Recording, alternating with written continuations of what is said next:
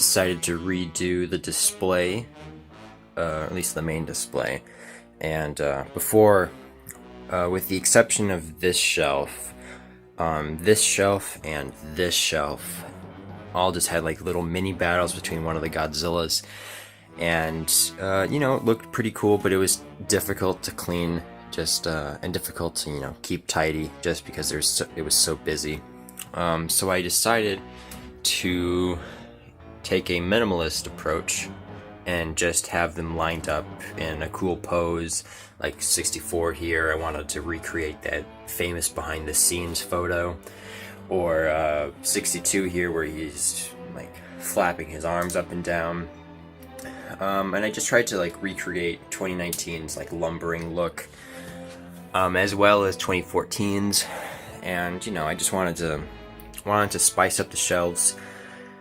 And again, this is just easier to clean because it's just the figures lined up with, a couple tanks and buildings, which are easy to take out, and it's just much easier to clean, and it's pretty aesthetic.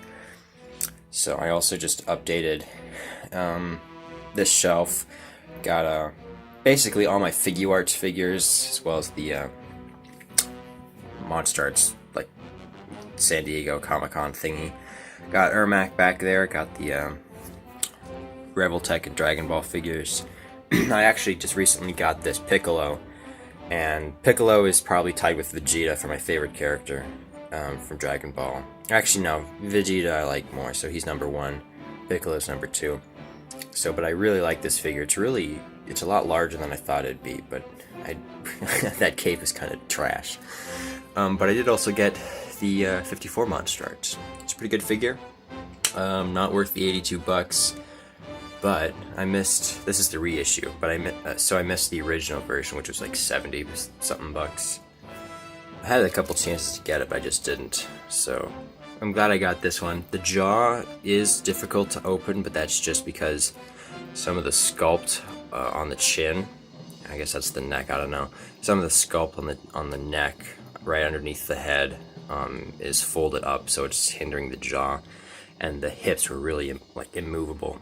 So I popped one of the legs off and put some soap, some dish soap, like watery soap in the ball joint. And it worked. I mean, it's not perfect, but it's considerably better than what it was before. Howdy, Egon. So the other day, I got the SH Figuarts the Rock figure. You may be wondering, Kaimo, what are you doing with the Rock? Well, for one, he's going to run for president in 2024. No, I'm just kidding.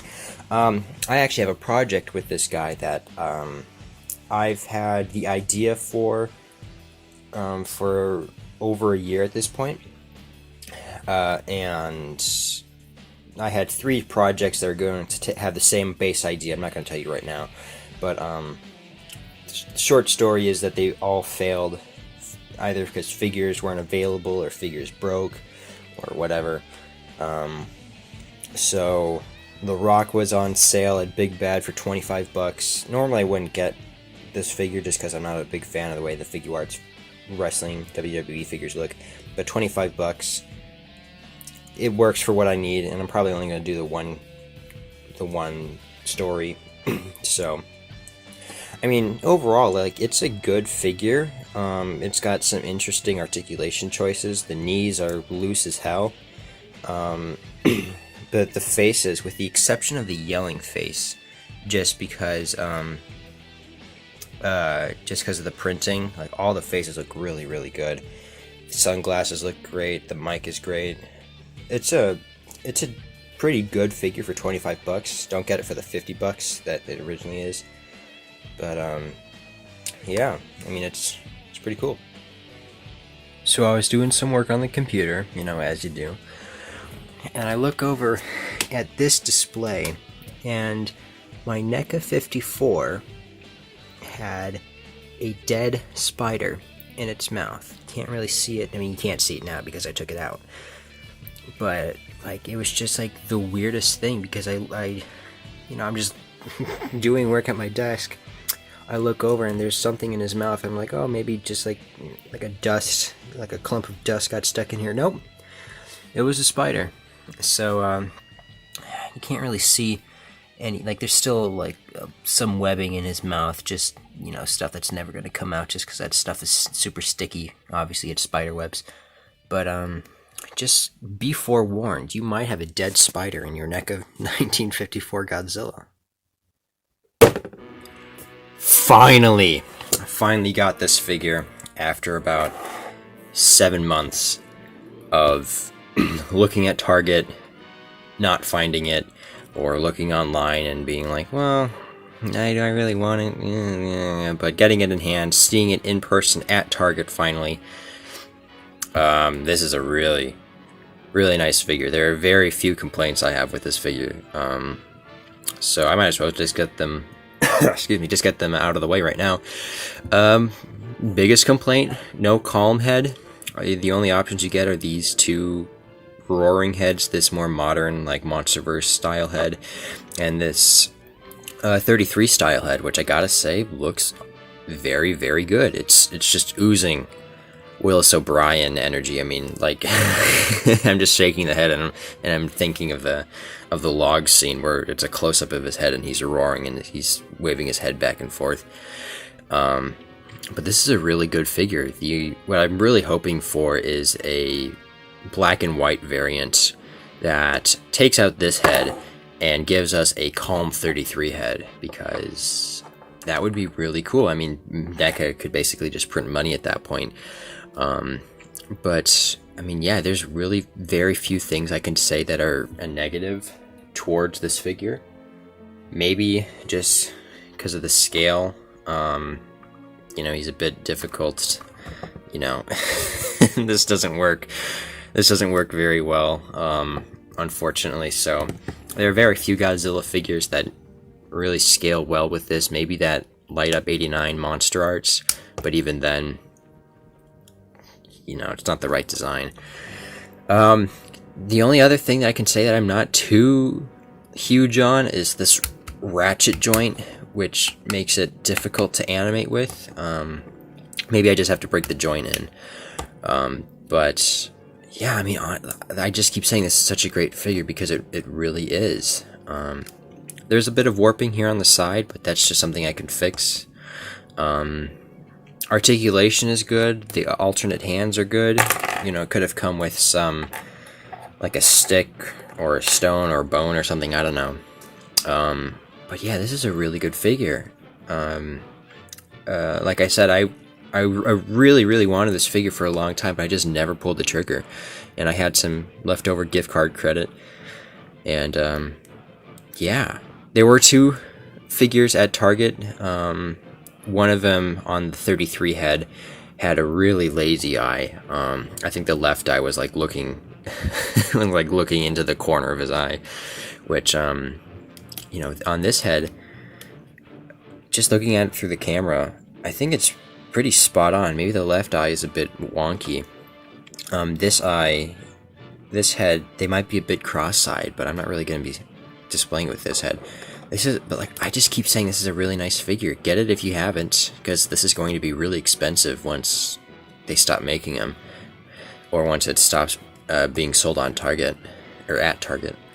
But yeah, I can't say enough good things about this figure. I've only had it for a day or so, but yeah, really, just get it, because it's a great figure. It doesn't scale with anything, or at least not well. But I mean, if you make I think those Beasts of the Mesozoic figures work pretty well. I know Captain McKay did an animation with a Triceratops, one of their Triceratops figures. But I mean, really, this is such a good figure. I can't stop saying enough good things about it. I only wish I got it sooner.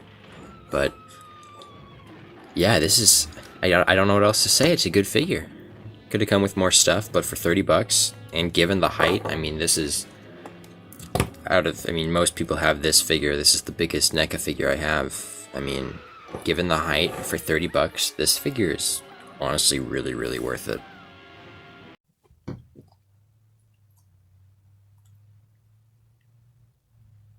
You gonna jump over? No. Oh, yeah. See, jumping from there to there is just too lazy. You gone? Oh, there you go. So I got recommended the House of X Powers of 10 issues run of the X-Men, which is the most recent retelling of the X-Men story, or at least like reboots of the X-Men story from Marvel. And I gotta say, you know, for a first time X-Men, for first time Marvel, actually really comic in general reader, it was really, really good. You know, like I said, I got nothing to really base it on aside from like Godzilla comics and stuff. But you know, the art's really good. The story, like, it's confusing at points, but that's just comics. You know, there's Forge. You know, there's a couple things that didn't exactly make sense, or I would have done a bit differently. This part right here, which is House of X. This is House of X, I think 3, but chapter 6 in this particular like book. This is easily my favorite like issue or section of the book. I really could not imagine having to wait like a week or 2 or whatever for the story continuation. Just from the way this particular issue ends. They do unfortunately retcon it in the next issue or 2, which kind of cheapens the ending of this one, but it doesn't really bother me. The ending is surprisingly sweet and happy for a comic book movie, or at least a superhero. But this Magneto costume, man, I gotta say, I love this costume. There's so many great drawings of it.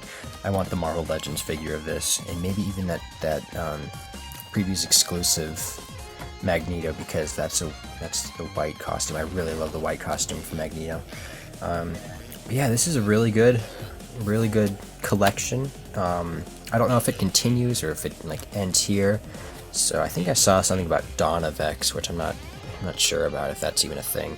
But yeah, definitely check this out if you haven't. If you're either an X-Men or Marvel or just a pop culture person, definitely check this out.